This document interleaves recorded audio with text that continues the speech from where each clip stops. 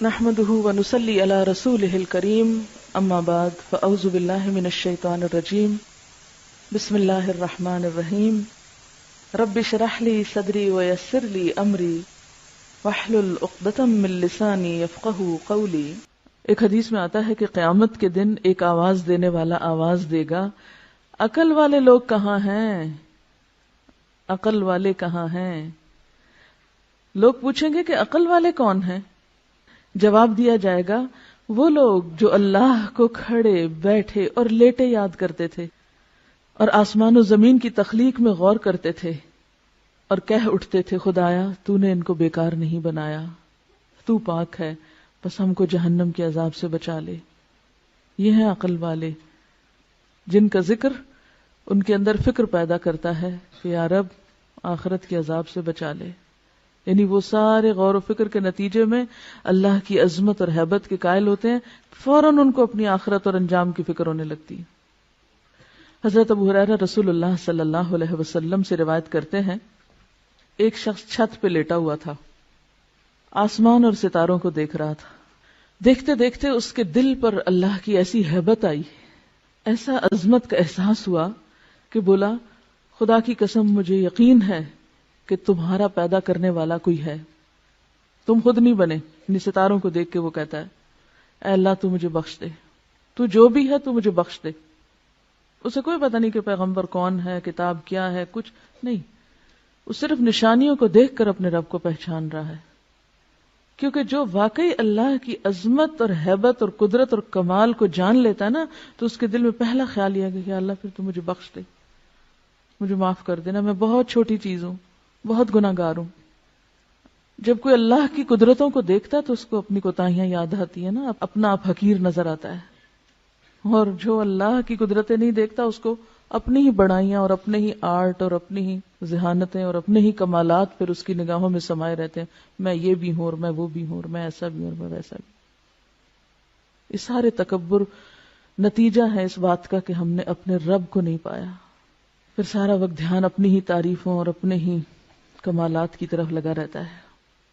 تو اس میں ایک اور بات یہ بھی پتہ چلتی ہے کہ تنہائی میں یاد کرنا رب کو اور اپنے انداز میں یاد کرنا اور واقعی یاد کرنا، کسی رٹے رٹائے جملے کی شکل میں نہیں یا کسی بنے بنائے سانچے کے طریقے پر نہیں، بلکہ حقیقی معنوں میں رب کو یاد کرنا۔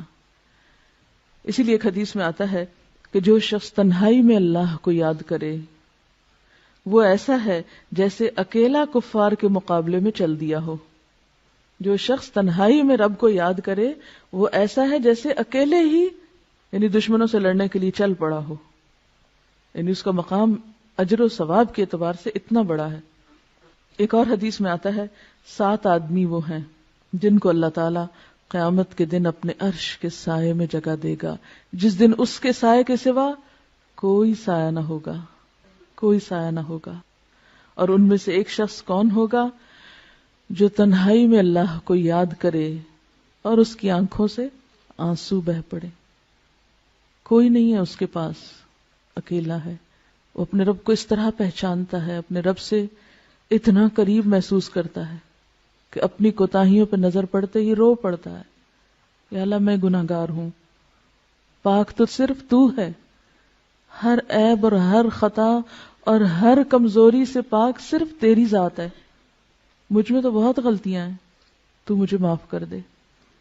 اسی لیے ایک اور حدیث میں آتا ہے، حضرت عائشہ رضی اللہ تعالی عنہا فرماتی ہیں نبی صلی اللہ علیہ وسلم نے فرمایا اللہ کی وہ مخفی یاد جس کو فرشتے بھی نہ سن سکیں، یعنی اتنی گہرائی میں اللہ کی یاد اور اللہ کی طلب کہ جس کو فرشتے بھی نہ سن سکیں، اس کا ثواب 70 درجہ زیادہ ہے۔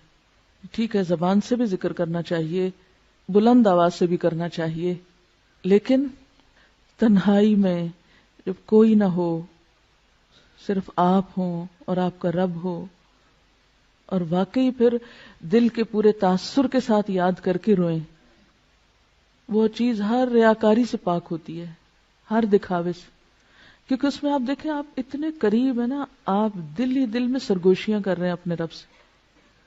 عموماً آپ نے دیکھا ہوگا بچہ دوڑا آتا ہے آ کے ماں کے کان میں بات کرتا ہے، بہن بھائیوں کو بھی نہیں بتانا چاہتا، باپ کو بھی نہیں بتانا چاہتا۔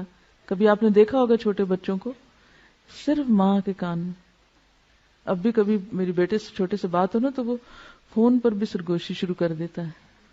مجھے اتنا پیار آتا ہے نا کہ کچھ چیزیں ہوتی ہیں وہ صرف ماں سے شیئر کی جاتی ہیں. تو اللہ تو 70 ماؤں سے بڑھ کے پیار کرنے والا ہے. ہم کیوں نہیں اس سے سرگوشیاں کرتے؟ کیونکہ سرگوشی انسان کس سے کرتا ہے؟ جس سے سب سے زیادہ محبت ہوتی. دل چاہتا ہے نا انسان اس کی کان میں آہستہ آہستہ باتیں کرے جو کسی کو پتہ نہ چلے. تو جنہیں اللہ سے شدید محبت ہوتی ہے وہ اللہ سے بھی اسی طرح چپکے چپکے دل میں بھی پکارتے ہیں اس کو اور سرگوشیاں کرتے رہتے ہیں. اور پھر جب وہ ڈوبتے ہیں اندر تو واقعی ان کے منہ سے ایسے کلمات والہانہ انداز میں نکل جاتے ہیں کہ جس میں اللہ کی بے پناہ حمد ہو. عبادہ بن صامت نے آپ سے روایت کیا ہے رسول اللہ صلی اللہ علیہ وسلم سے کہ بہترین ذکر خاموش ذکر ہے، یعنی جس میں اللہ کی یاد ہے اور غور و فکر بھی اللہ کی تخلیق پر ہو رہا ہے. اور بہترین رزق وہ ہے جو کافی ہو، کفایت کرے. ایک حدیث کے مطابق آپ نے فرمایا اللہ کو ذکر خامل سے یاد کیا کرو. پوچھا کہ ذکر خامل کیا ہے؟ فرمایا مخفی یاد، ایسی یاد جو سب سے چھپی ہوئی ہے. اور اسی کے بارے میں فرمایا جو ایسا کرے گا اس کے گناہ معاف ہو جائیں گے خواہ وہ سمندر کی جھاگ برابر ہی کیوں نہ ہو. تو یہ جو صحابی کے منہ سے الفاظ نکلے تھے یہ کوئی معمولی الفاظ نہیں تھے، انتہائی محبت بھرے اور اللہ کی شدید محبت میں ڈوبے ہوئے الفاظ ہیں. ربنا ولک الحمد حمدا کثیرا طیبا مبارکا فیہ، یعنی جیسے بس نہیں چلتا کہ اور کیا کیا کہہ ڈالے. اسی لیے اللہ تعالیٰ نے 30 فرشتے مقرر کیے کہ تم اٹھاؤ اس کے ثواب کو، تم لکھو اس کو. حضرت عبداللہ بن ابی اوفا رضی اللہ عنہ روایت کرتے ہیں کہ جب رسول اللہ صلی اللہ علیہ وسلم رکوع سے اٹھتے تو قوم میں یہ دعا پڑھتے تھے سمع اللہ لمن حمدا اللہم ربنا لک الحمد ملء السماوات وملء الارض وملء ما شئت من شیء بعد. اللہ نے سن لی اس بندے کی بات جس نے اس کی تعریف کی. اے ہمارے اللہ، اے ہمارے رب، تیرے ہی لیے ساری تعریف ہے، آسمان و زمین اور ہر اس چیز کے بھراؤ کے برابر جو تو چاہے. یعنی میں تیری تعریف کر رہا ہوں اتنی جس سے آسمان بھر جائیں، جس سے زمین بھر جائے، اور پھر اس کے بعد جو بھی چیز تو چاہے بھر جائے، کیونکہ ہمیں تو پتہ نہیں اس کے بعد اور کیا ہے. ہم تو آسمان و زمین ہی کو جانتے ہیں نا، بس یہی نام آتے ہیں، ہمیں کیا پتہ ان آسمانوں کے پیچھے کیا ہے. اور آپ نے بہت سی چیزیں ایسی پڑھی ہوگی کہ آج کے دور میں بھی جو لوگ کائنات کا مشاہدہ کرتے چلے جا رہے ہیں ان میں سے بعض نے تو بالکل گھٹنے ٹیک دیے کہ ہم جتنا آگے جا رہے ہیں ہماری جہالت میں اتنا اضافہ ہو رہا ہے. تو اسی لیے آپ صلی اللہ علیہ وسلم کس طرح اللہ کی تعریف کرتے تھے، وَمِلْءَ مَا شِئْتَ مِنْ شَيْءٍ بَعْدُ، کہ اللہ اس کے بعد اپنی تعریف سے تو جس چیز کو چاہے بھر دے، وہ تیرے علم میں ہے کہ وہ کیا کچھ ہے. حضرت ابو سعید خدری رضی اللہ عنہ فرماتے ہیں کہ رسول اللہ صلی اللہ علیہ وسلم جب اپنا سر رکوع سے اٹھاتے تو یہ دعا پڑھتے تھے ربنا لک الحمد ملء السماوات والارض وملء ما شئت من شيء بعد اهل الثناء والمجد احق ما قال العبد وكلنا لك عبد اللهم لا مانع لما اعطيت ولا معطي لما منعت ولا ينفع ذا الجد منك الجد. اے ہمارے پروردگار، ہر قسم کی تعریف صرف تیرے لیے ہے، آسمانوں اور زمین اور ہر اس چیز کے بھراؤ کے برابر، یعنی ہر وہ چیز بھر جائے جو تو چاہے. اور بندے نے جو تیری تعریف اور بزرگی کی وہ تیرے لائق ہے، وہ تجھے زیبا ہے. ہم سب تیرے ہی بندے ہیں. اے اللہ، کوئی روکنے والا نہیں اس چیز کو جو تو نے دی، اور کوئی دینے والا نہیں اس چیز کو جو تو نے روک دی. اور دولت مند کو دولت مندی تیرے عذاب سے نہیں بچا سکتی. کسی کی دولت اور دنیا کی نعمتیں اسے اللہ کے عذاب سے نہیں بچا سکتی. اللہ کو کسی کی دولت کی کوئی پرواہ نہیں. کس قدر خوبصورت الفاظ ہیں تعریف کے یہ، لیکن ہم اپنی لا علمی کی وجہ سے ان سے محروم ہیں. مجھے بھی تھوڑا ہی عرصہ پہلے، 2 سال پہلے رمضان گزارنے کا اتفاق ہوا حرم میں، تو جو رات کے پچھلے پہر کی نماز ہوتی تھی اس میں دیکھتی تھی کہ رکوع پہ جاتے ہیں تو اٹھنے کا نام نہیں لیتے، سجدے میں جاتے ہیں تو دم گھٹنے لگتا، جان نکلنے لگتی، وہ سجدے سے سر نہ اٹھاتے، قومے میں کھڑے ہوتے تو دوبارہ لگتا بھول گئے ہیں نیچے جانا. تو میں کہتی تھی اتنا کیا پڑھتے ہیں. اس کے بعد مجھے تجسس ہوا اور یہ دعائیں پھر میں نے یاد کی. زندگی ایسے ہی گزر گئی، توجہ ہی نہیں کی اس طرف.